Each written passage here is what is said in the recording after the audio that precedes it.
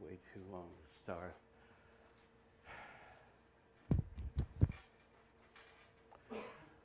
Okay, so this illustrates some of the different kinds of questions I would ask.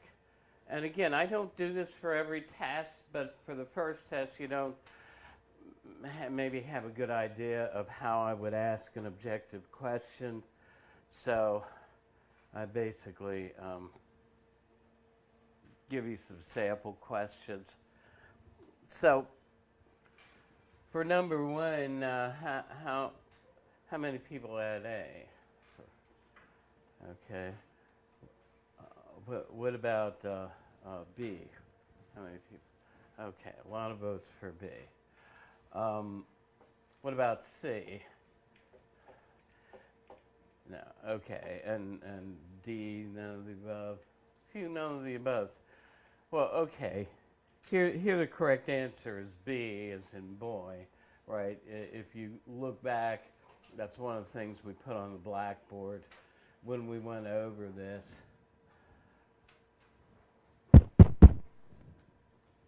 And, well, go up and get one. They're on the end of the desk up there. You know, I'm not going to hand them out half a dozen times. I mean, if you come in late, get one. All right, so we talked about Aristophanes. I showed you that video clip from the clouds where he tries to characterize Socrates. And if you keep that in mind, a question like 2 should be easy. But your book discusses some other things about Aristophanes' view of Socrates. So how many had A here? What about B? Okay, some votes for C. Okay, what about D? All the above. Okay, so that's good. So a number of people had all the above, and here it is, all the above. So you know, remember, in terms of strategy, you don't want to go through this thing so fast that you look at A and you say, oh, he did criticize Socrates for being a nature philosopher. Well, of course, in the actual test, you won't be circling anything. You'll be doing it on a Scantron. Remember, I said, buy your Scantron. I'm not going to let you take it without a Scantron. First thing I'm going to do is say, go over to the bookstore, and that'll cut down your test time, and buy one. So, you know, so don't look at A and say, oh, A's right. Look over the other options, okay? Because some of them will have either an all the above or a none of the above, you know, last choice. Now, 3 is pretty basic, right? Socrates thought that the unexamined life, you know. Anybody not have C? Maybe anybody willing to admit they didn't have C? Right? You know, so the thing is, some of the questions will be pretty straightforward. Others will, you know, call for a little more thinking. And I think some students, especially the people who are fighting for a C, if they don't recognize the answer immediately, they just give up and circle anything. You know, I mean, a test like this doesn't just require memory skills and whether you went over it before and can remember what you went over, but it also is a test of your reasoning skills. And I usually let people mark on the test paper, even though their real answers are going to be on the Scantron form, because some people like to eliminate options. And that's part of the reasoning process. Say, well, okay, I don't automatically recognize, say number 1, what the answer to number 1 was. But let's eliminate some options. Well, you don't know what to do with none of the above yet, but was he a cultural relativist? Well, you know, if an unjust law is any law that conflicts with a society's moral code, then that, you know, the converse of that would make segregationist laws automatically just, right? Because they're part of that society's moral code in Birmingham, Alabama in the 60s, right? And you say, well, did Martin Luther King seem to be saying that any law a particular individual feels is unjust? Probably not, no. So, I mean, you can try to eliminate options. Okay, so 4, back to the, again, allegory of the cave, myth of the cave, parable of the cave. For our purposes, they're interchangeable, okay? So don't be, you know, thrown if you're used to calling it the myth of the cave. Okay, so the part of the philosophy student is represented by, well, the shadows, pretty obviously not. How many had B? The prisoner. Okay, so on number 4, was a philosophy student C, all the prisoners? Was it only the prisoners wise enough to stay behind in the cave? Okay. Now remember, the prisoners who stayed behind are the ones who aren't wise. They're the ones who don't want to criticize their, you know, uncritically accepted beliefs. So here for 4, then it's B, the released prisoner. Okay. In a perfect world, when I click on this, it takes me to the next page. I'm telling you, these machines in this room, usually I get along well with machines, but it seems like the ones in this room have it in for me. Okay. Now here's, I don't do many of these, but sometimes these are some of the harder ones. That's one of the hardest things about, you know, one reason why they require people to have an A average going into med school is a lot of their tests, even if they're objective, they're what are called multiple choice. You know, is the correct answer A, C, and D? Is it A, B, and C? Is it A, D, and E? You know, those are hard. So I don't do too many that are in the direction of multiple choice, but this one is. The released prisoner finally comes to realize that what he saw before was A, were the shadows true reality? How many had A? No. What about B? Okay. What about C? Okay, how about D? Very good. You guys saw that, you know, see, that professor was trying to mess you up and you fooled him. You all got it. Yeah. Yeah, it's basically, you know, he didn't value at all what passed for knowledge in the cave, right? Usually I'll have more multiple choice than true false, but there'll probably be at least 10 true false. It might be 15 and 10. It might be 20 and 10. If there are 30 questions, there will be a built-in curve. In other words, you'll be responsible for only 25 of them. If there are 25 questions, I'll figure out a curve after I get everything graded. Okay, so on the Scantron form, of course, it's A for true, B for false. I'm sure you all know that drill. So 6, like Socrates, Martin Luther King maintained that we have no right to resist the will of the state even if it punishes us unjustly. What do you think? That's not an easy one. How many had true? How many had false? Very good. Yeah, it is false.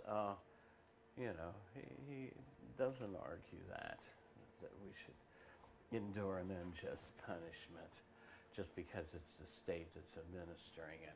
7, Socrates, we're back to Aristophanes again. Socrates could not help but admit that Aristophanes' portrait of him in the clouds was amazingly accurate. So did he agree with it or not agree with it? How many had true? Okay. How many had false? Okay. Well, remember, he disagrees. I mean, the falses have it. He disagrees with the portrait that Aristophanes paints of him as an atheist and a nature philosopher. Calls Aristophanes one of his old accusers. So, Socrates maintained that we have no more right to use violence against our country than a child has to use violence against his parents. But how many had true? Great. Okay, lots of truths. How about false? Okay, the truths have it. So, well, that's good. Those aren't easy, but that's a pretty good cross-section of the kinds of questions. And of course, you can keep, this as part of your study. But again, look over all the options. You'll be free to leave. This will be the only thing we'll do on Wednesday. Some people will be finished in 20 to 25 minutes. From experience, usually those people fall into one or two extremes. Either they're A students who have it down so well, they just zip through it, and they know it, and they, finish in 20 minutes, and they got an A test.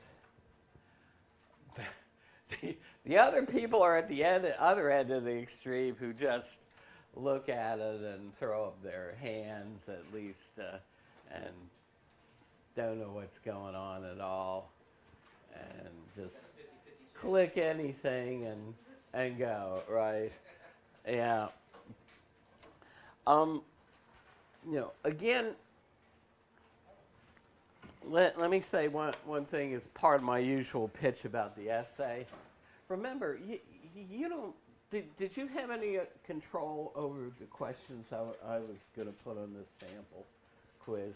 None whatsoever, right? You had, you guys didn't even know I was going to give you a sample quiz, much less what questions would be on it. And the same thing's true with the test, right? You don't have any control over what I'm going to ask you for the objective questions, but you do have control over how much effort you put into your essay, and so, word to the wise. Again, if you're going to cite material, even if it's just an internet link or something, put it down, and I mean, let me tell you, as I said before when we went over writing a little bit, the kind of thing that gets you a 0 is cutting and pasting big sections and not giving any credit. Because remember, it's understood that if you don't have a reference, those words are your own words. And if they're not your own words, if they're somebody else's words, then that's plagiarism. And you say, well, it's only plagiarism. It's not as bad as lying or stealing. But see, in academic circles, it's looked upon as both lying and stealing. And in other words, you're portraying falsely that it's your own words, right? But you're also not giving credit to the person who did write it. So you want to keep any quotations down to real minimum if you use them at all. You know, but I mean, also you're basically taking something that's not your own. So it's really looked upon seriously, and that will get you a 0. And there's no opportunity to rewrite a plagiarized essay in my class, because people figure that into their risk-reward calculations. Oh well, what the hell, you know? I'll just copy this, and if the teacher finds out, I'll just have to rewrite it again for a C. No, I mean, you know, you get caught in my class plagiarizing an essay, it's a 0, even if it's your term paper, and the math from there on works out the way it works out. You know, yeah. Uh huh.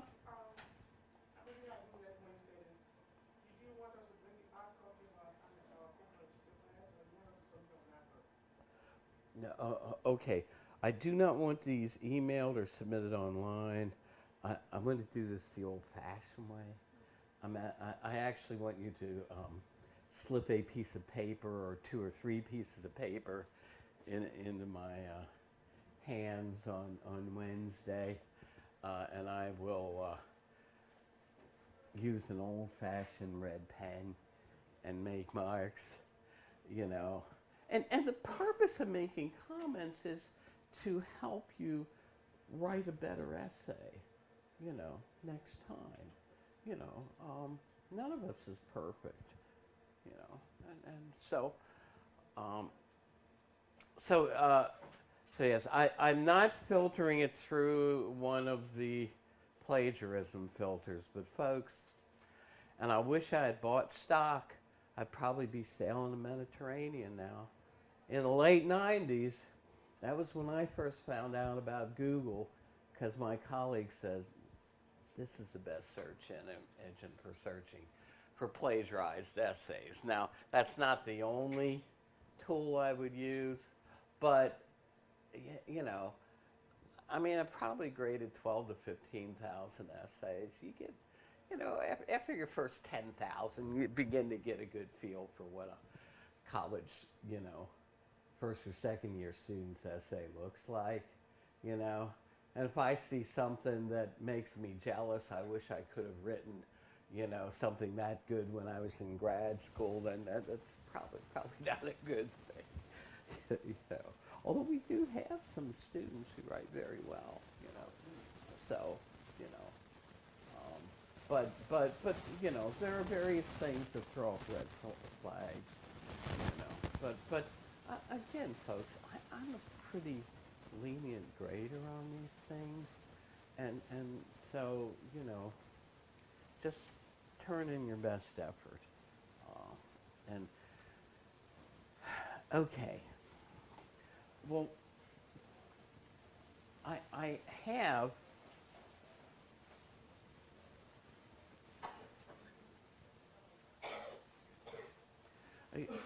again, are there any other questions about the question pool itself? Okay. So this is the review sheet that you've got. If anybody didn't get one, anyone not get one of the printouts? I mean, these are on the internet, but you know, the price has gone up since. No. All right. So, do you need one? Okay. Yeah. No problem. Uh-huh. Okay. So, and again, you want to also look over the questions that you didn't do. And by the way, on the essay, let me repeat again, you want to use my number. That's the way I grade them. I sort them out by number. In other words, I don't know what it is, but at every place I've taught at, some students, because it's the first essay they're writing for this class, they'll answer question number 5, but they'll put 1 because it's their first essay. Well, I think you're answering one, you know, and I have to read a few sentences before I realize this is not one, you know. So you want to put my number there. Okay. Usually in these, I go back to the first one, but since we said some stuff about the cave already, I'll remind you that there's a handout now that I do that has all this stuff, what they represent, right? So obviously the important thing here about the prisoner situation is both their head and their hands and all are chained so that they can see only in front of them. That's they're limited. Their vision then is limited to the wall in front of them, on which is projected the shadows. Remember, so there's a raised area in back of them. There's a pathway along which people are carrying things, and there's a fire in back of those people, and so the fire makes the things they carried cast shadows on the wall. But the prisoners see only the shadows, and then, of course, since they are only familiar with the shadows, that becomes their reality. And of course, the prisoners in both interpretations are supposed to be like us, right? And so, well, you know, again, Plato's theory of reality we went over in detail in that PowerPoint on the forms. But we think this is more Plato than Socrates, even though Socrates is a character getting out the theory of forms. We think in these, well, it's one of Plato's middle works, what's going on there is Plato's putting a more developed theory of reality into the mouth of Socrates. You know, what these things represent in the allegory, right? So again, if you look at the review sheet, you know,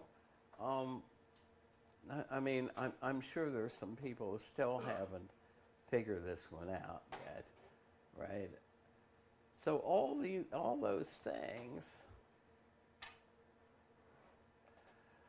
are in this thing with the allegory of the cave meanings, right? So the critical functional philosophy, the cave there represents our cultural environment, right? In both interpretations, we're the prisoners. And we're the prisoners not because we've ever been in a cave before, but you know, because we have beliefs we grow up with and don't critically evaluate. And that's what being in the cave represents in terms of this first meaning. So the chains of our culture that keep us in a particular belief pattern are the chains. The shadows are what our beliefs are about. And, you know, what casts the shadows. I don't know of a good analog to the fire in this, but remember, in both of them, the released prisoner represents a person taking a philosophical journey. That's the philosophy student. The prisoners back in the cave would represent people like in Socrates' Athens, who are set in their ways, don't want to challenge the beliefs they grew up with in Athenian society, don't like it when Socrates asks questions that forces them to challenge. And so the released prisoner's guide generally represents a philosopher or a philosophy teacher, but Plato also meant it to specifically represent Socrates, right? When the released prisoner is brought back into the cave, and his other prisoners say, look, if you take us on that journey, we'll kill you. I mean, that's a sideways reference to Socrates, which Athenian society did. They killed him for constantly challenging his beliefs. So again, the world outside the cave and the new beliefs that are required are beliefs that have withstood critical analysis. And remember, critical doesn't isn't always nihilistic or negative. Nihilistic means denying knowledge, but it's critical in a constructive way. And so the objects outside the cave can represent beliefs that have withstood philosophical analysis. Now, again, the meaning relative to his theory of reality, the sensible world, the world our five senses put us in touch with, is represented by everything inside the cave, right? Again, we're the prisoners, and we have to live in the material world, and we have a tendency to think, and Plato knows this, we took this poll, that material things that our senses can see, touch, feel, taste, we tend to think they're the most real things. Plato knows that he's trying to set that view on its head. He's trying to say that the abstract entities, the eternal forms that are the blueprints of the things we encounter by our senses, those are the most real things. So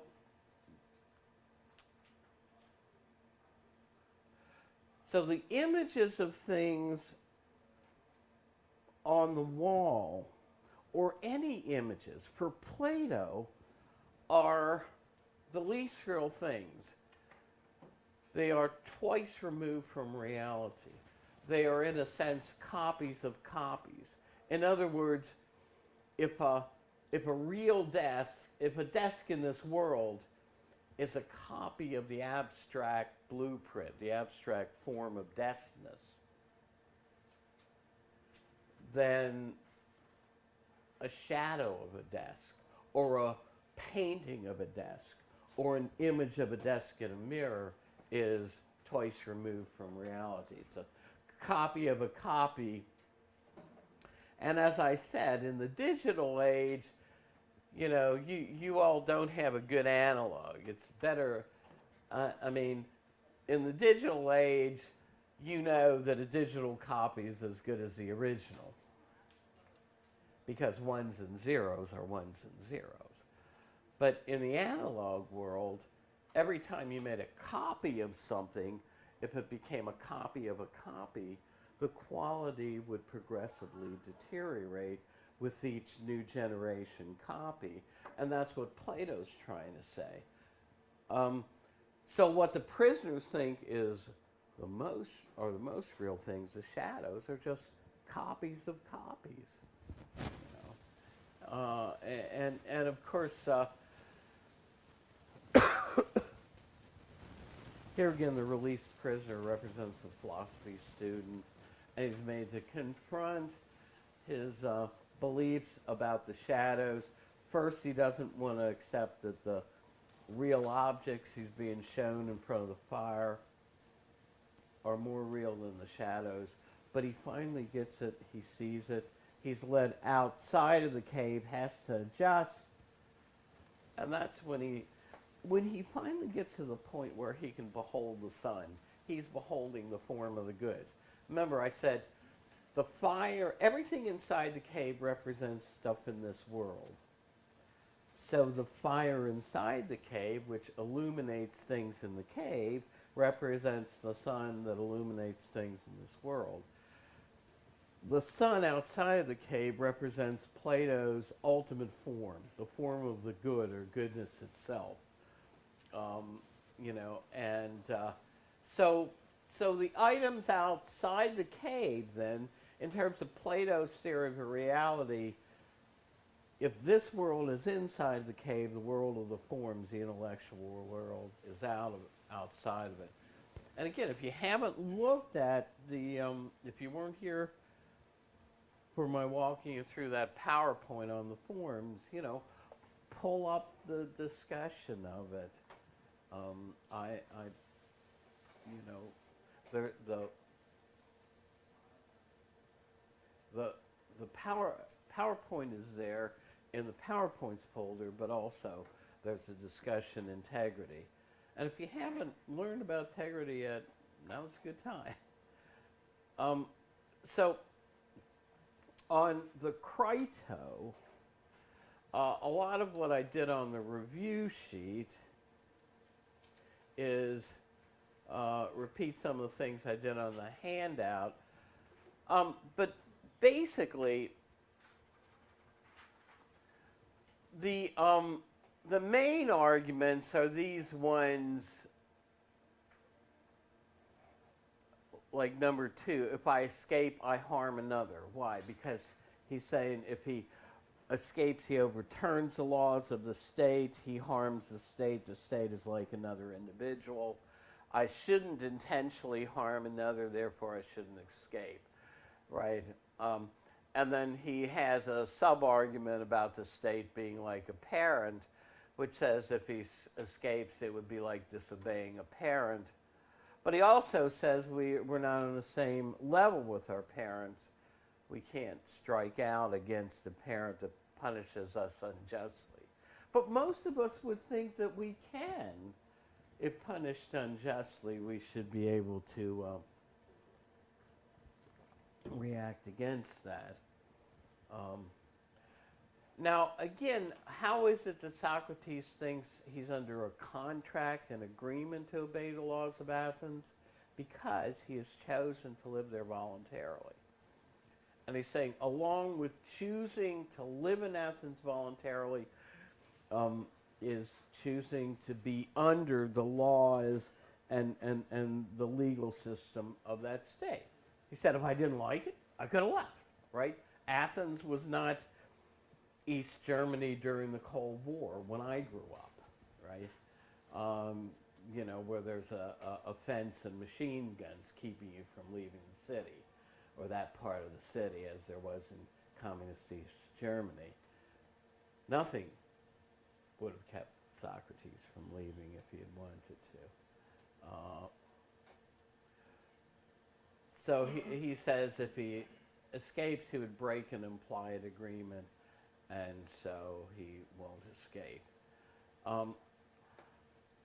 Well, what I did, and I don't have, this is why you ought to look at the PowerPoint of the forms again, because I don't have a long thing on the forms PowerPoint here. But what I've done here is essentially cut and paste in what you would get from the Aristotle's Ethics PowerPoint if you printed it out in the outline mode, okay? So again, to get to the bottom line, remember for him, happiness is the ultimate good because it's pursued for its own sake alone, not for the sake of something else. It is not Plato's form of the good. For Aristotle, there is no separate intellectual world, and by implication, there's no form of the good in an intelligible world. Forms exist only in things, and so he looks in this life for the payoff of morality. And basically, Aristotle argues that the payoff for morality, the answer to the question, why be moral at all, is you will live a more satisfying, a happier life if you follow the moderate moral course rather than going to extremes. So remember, he's got this model of a virtue. This is where the virtue is the midpoint between two extremes, both of which are vices. A vice of excess on the one hand, a vice of deprivation. And then, I illustrate this with temperance and courage, two of his, right? And but you can also illustrate it with generosity. For him, the person who gives too much, such that they put their own self in financial jeopardy, is going to excess. That's a vice of excess. Aristotle does not look at them as particularly virtuous. They're hurting themselves.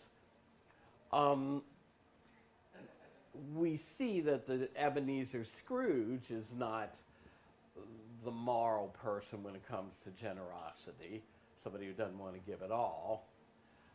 But for him, the midpoint is to be achieved, the midway between these two.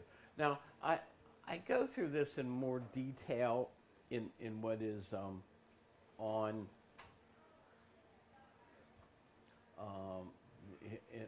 in what I uploaded yesterday. So you might want to play that. It's a good recording. This covers a lot of ground, but again, just look at the question, look at the options, try to reason, try to eliminate options, especially on the multiple choice. Okay, so we'll see you on Wednesday.